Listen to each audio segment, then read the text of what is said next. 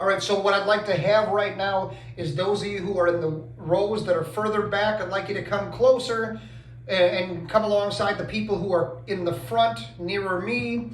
For those of you just walking in, the question on the floor has to do with the integrity and the reliability of the Bible in general, but the text of the Bible in particular. And the reason I want you to come closer is because I need you to see this. It's going to require that I draw a picture. This church does not have a whiteboard where I can take a dry erase marker and just illustrate it. So I'm going to bust out this old notebook, and you're just going to have to look, because the illustration is going to make it make sense. What do the kids say on the internet? Make it make sense. I'm about to make it make sense, but you got to see it. So here's the deal. The anti-Christian, the non-Christian, the rejecter of God, the rejecter of Jesus, the rejecter of the Bible, the rejecter of Christianity is frantic, emotionally unstable, frantic at all cost. They have to get rid of the fact that one day they're going to breathe their last. The party's going to be over, and they're going to stand in front of an essentially perfect judge, and an essentially just judge. And that every thought that ever went through their mind, every word that ever proceeded out of their mouth, every motive that ever energized their heart and their soul and their conscience and their spirit, and every deed they've ever performed with their body, or every deed they've ever performed in the community, all of that is that has violated the perfect character and standards of a essentially holy being. There's going to be a huge exhibit of evidence against them, as Colossians called it, a list of decrees against us. Okay? And you're going to stand guilty without a defense attorney, without a rational argument that gets you off, and you're going to have in a system of perfect justice, you're going to be in a world of trouble. Who wants to think about that, right? They've had a long work week. They've had to hear their boss's mouth or whatever. They've had to deal with kids not acting right, significant others not acting right, whatever. And they just want to go out and have a cocktail and forget some stuff. The dude at the party with the loudest mouth and the drunkest one who starts talking trash about the Bible and about Christianity, the dudes all want to be like him, and they like him. They all want to buy him around. The girls all want to sleep with him. Everyone likes, this is the guy who's the life of the party, because he's giving them the security blanket, at least in their mind, according to their educational level on the subject, that Christianity is not true, and now I can relax. Good luck with that. And one of the things they do, what does the Bible say? Professing to be wise, they become fools, right? So while they try to put forth this persona, this false identity of I'm this well-read, educated person, in order to give that vibe, they become a moron to do it, because they adopt and they propagate arguments that, can I say it, they suck, all right? Like they don't pass the basic test. One of the things is, if I can get rid of the Bible, Christianity is like a three-legged stool. It's like a building with three main pillars: the Bible, Jesus, and God. And if you take away one of these, then the stool itself collapses. And so they go after those foundational things that once you get to them, the whole discussion's over. And for them, obviously one of those things is the Bible. If you can get rid of the Bible, then Jesus goes, then God goes, then hell goes, and everything that doesn't correspond to their prejudices and their presuppositions of what they think should and should not be is gone, right? So it's an act to appease those who are impressed by such a thing. And like-minded people are like, yeah, but anybody who's read beyond the most basic level are like, wow, you're too stupid to breathe. Do you need help tying your shoe?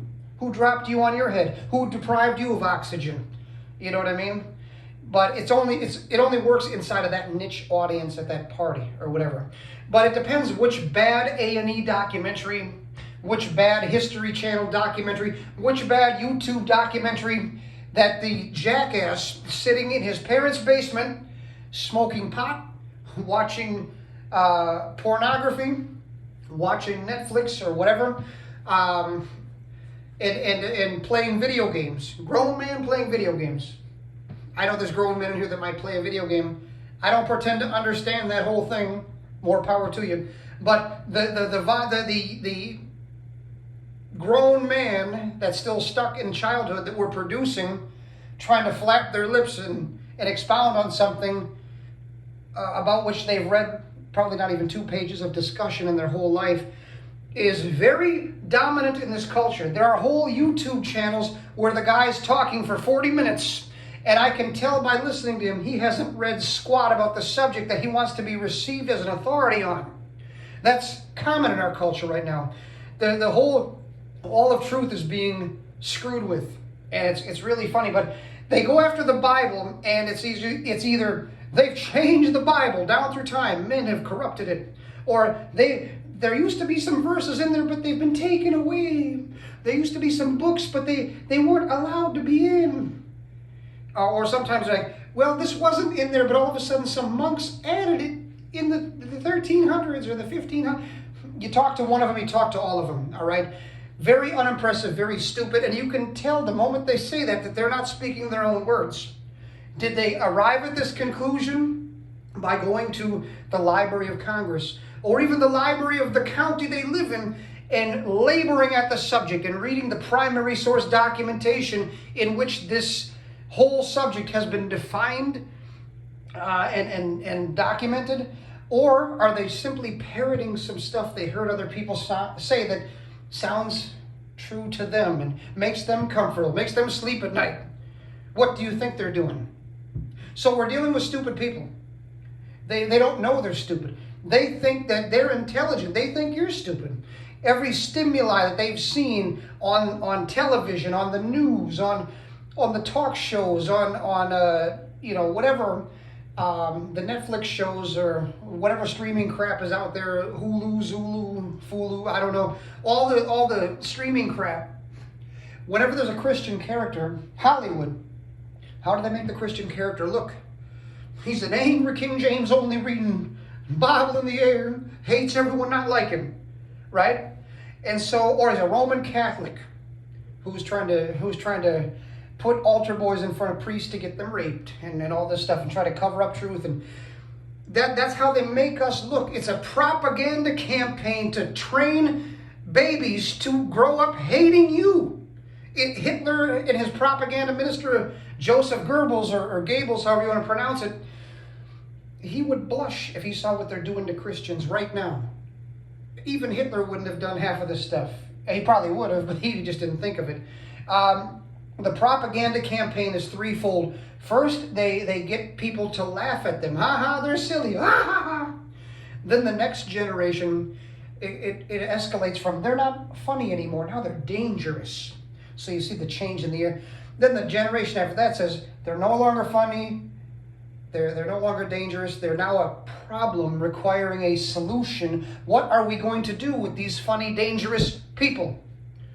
And you can tell right now that if you've been watching the entertainment industry and the educational industry, the government-run schools and the secular university system, they've been preparing for this time period for a long time. And we're very close to a tipping point, all right? Very soon, you'll probably see it in your lifetime, it's going to cost something to be a Christian, all right? The men will be separated from the boys, the chickens will be flushed from the bushes or whatever. You will see who the true Christians are based on when there's persecution happening, who's going to renounce Jesus and who's going to say, here I stand, I can do no other, so help me God, you better kill me. You know what I mean? The people that you think are the strongest Christians are going to crumble.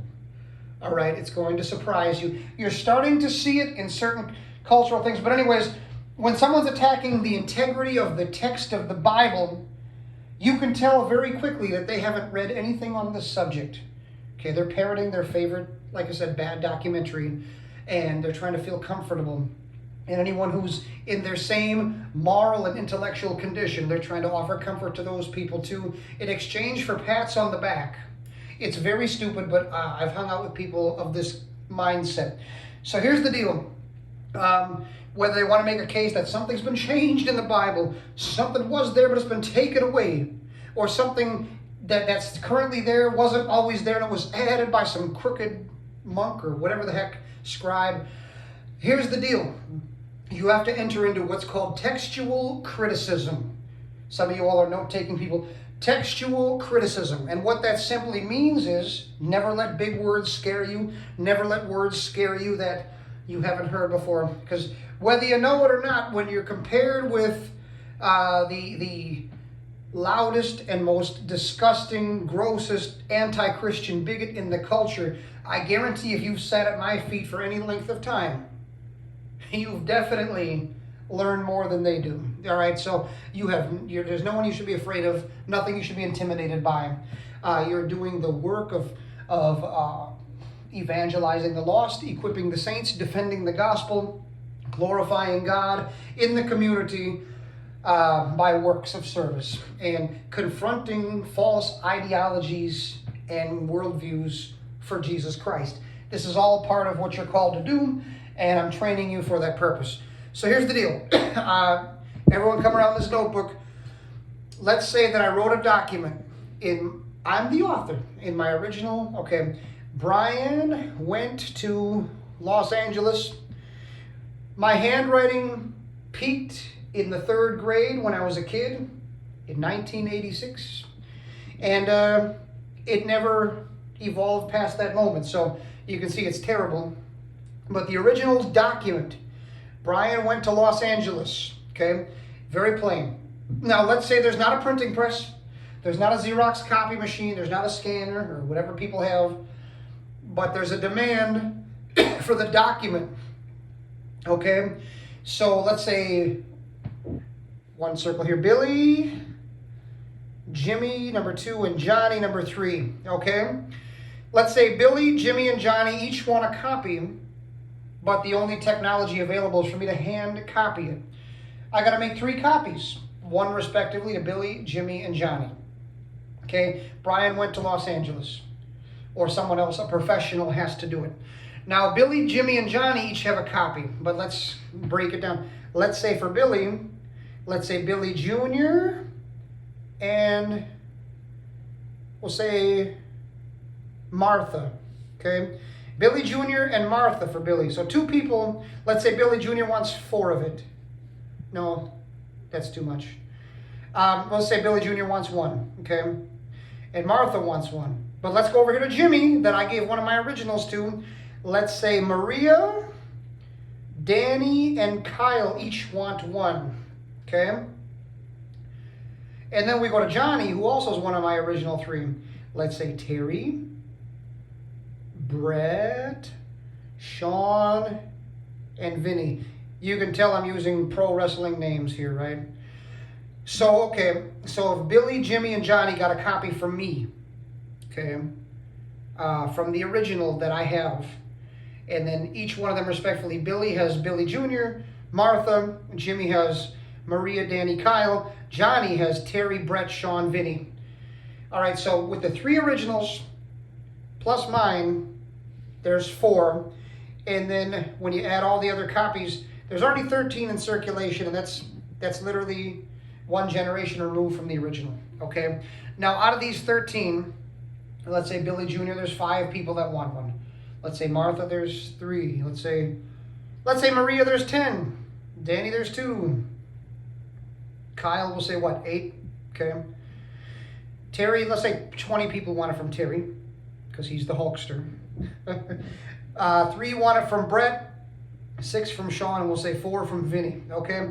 So now, as copies of copies of copies are made, all right, based on what's happening is it's getting further removed from the original, but the way that you check the veracity of the copies is against the original or against the oldest copies that you have. Let's say as Martha has 3 people that she wants it from, right? Let's say another person wants 10 copies, and let's say that copier changes it from Brian went to Los Angeles to Brian went to Chicago. Okay? Now, first of all, one thing to note is everyone who copies that is going to say Brian went to Chicago forever. And every copy that's produced out of those copies, there's now a chain of evidence where Brian went to Chicago has crept in.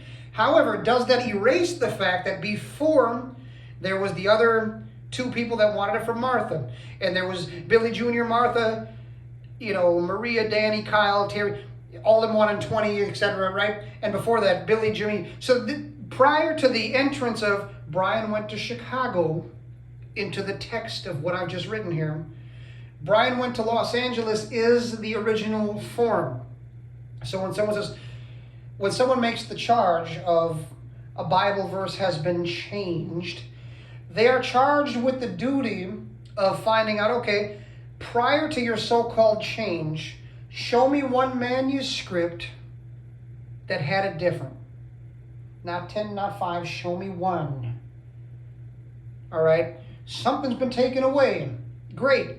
Let's go back in the chain of the text down through the centuries. The Christian Bible, which is the most distributed thing in the ancient world, find me one that had the verse that has been taken away. We'll see at what point it was taken away. And you'll still see the other copies that exist, right? But something's been added. Okay, fine. If something's been added, Jesus went on a surfboard, right? Or whatever.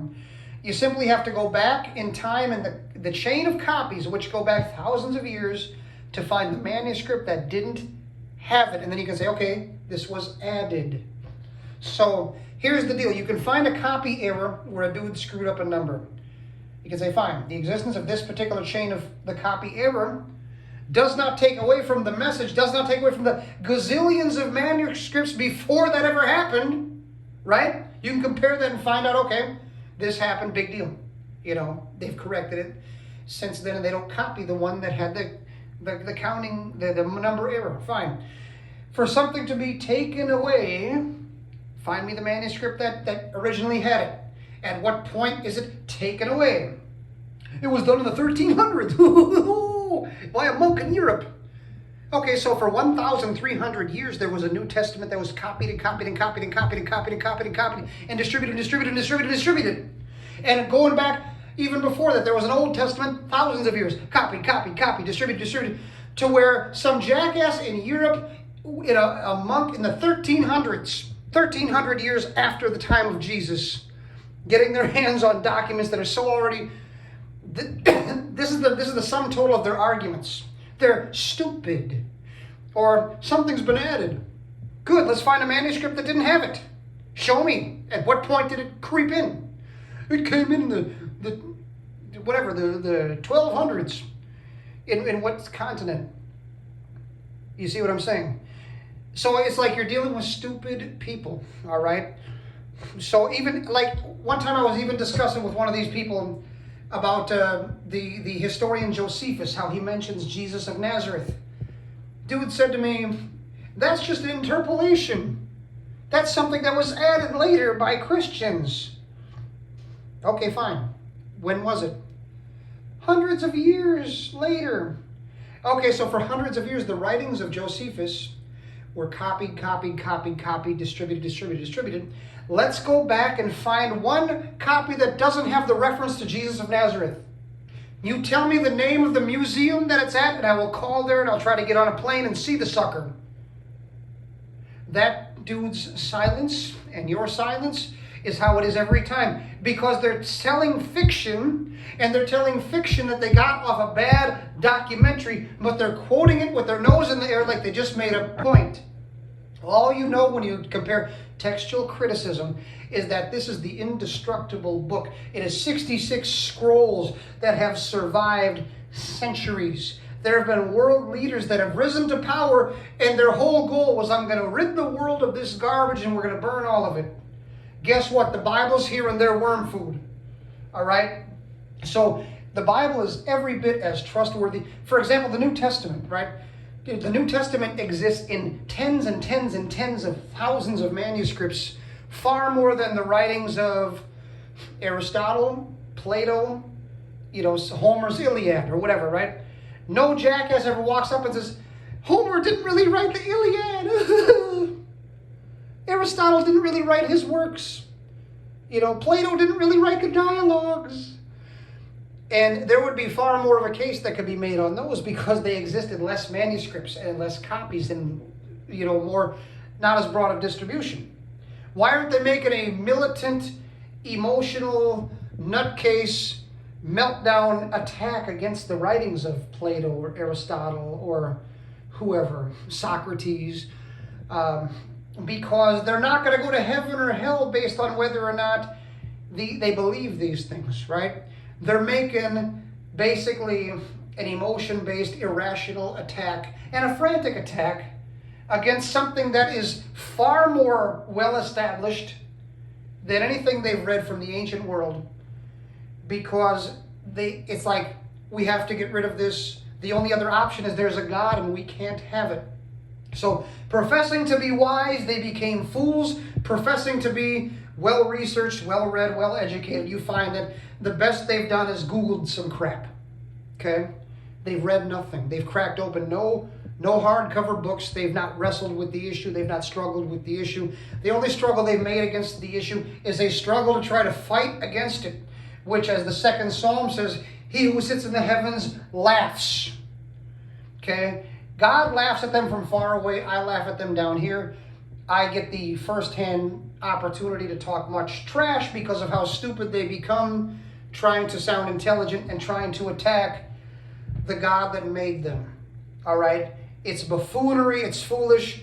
I guess if somebody wants to make a photocopy of this illustration with my Billy, my Jimmy, my Johnny, my Billy Jr., my Martha, you can see the ridiculousness of saying, that was thrown in there, or whatever. To the point that was made earlier, the ending of the Gospel of Mark chapter 16, verses 9 through 20. Okay, when you look back, manuscripts, eventually you do run into manuscripts that don't have those verses. Matter of fact, the oldest manuscripts don't have those verses. Odds are very good that one day a man who was hired as a copier said, oh, Mark doesn't have a good ending, let me throw one in here. And it's composed of other verses from other places or whatever. And so there's no bad theology in it. But since the oldest manuscripts don't have it, responsible preachers never preach from it. I don't preach from it or speak from it. I don't even acknowledge its existence.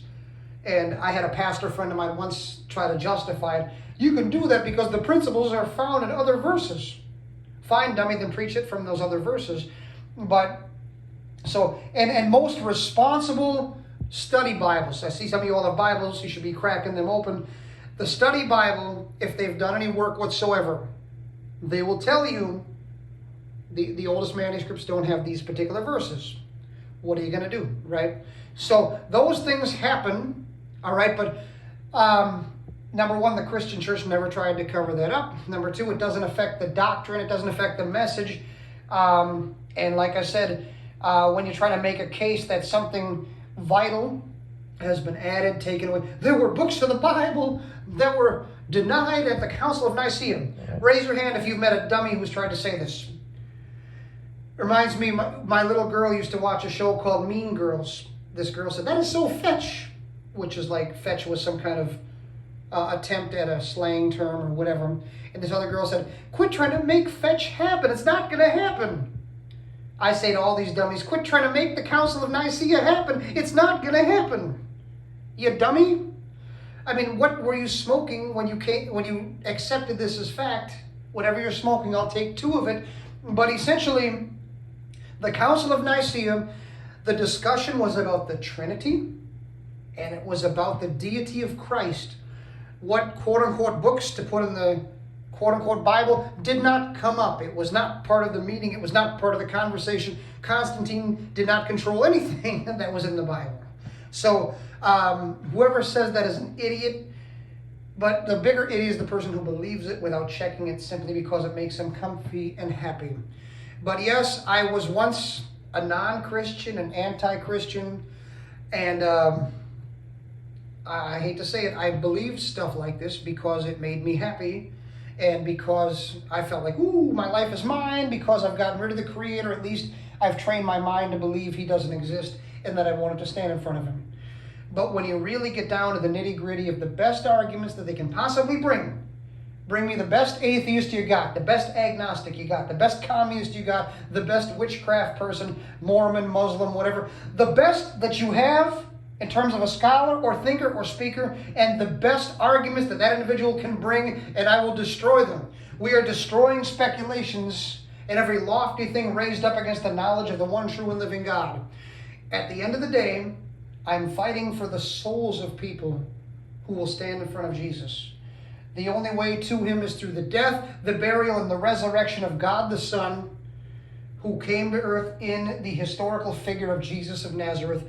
It's so attested to that you've literally got to shut your eyes and cover your ears and declare there's neither light nor sound. We'll be pressing on. I think this is a logical place for us to take a breather and smoke them if you got them. We'll reconvene in 10 minutes.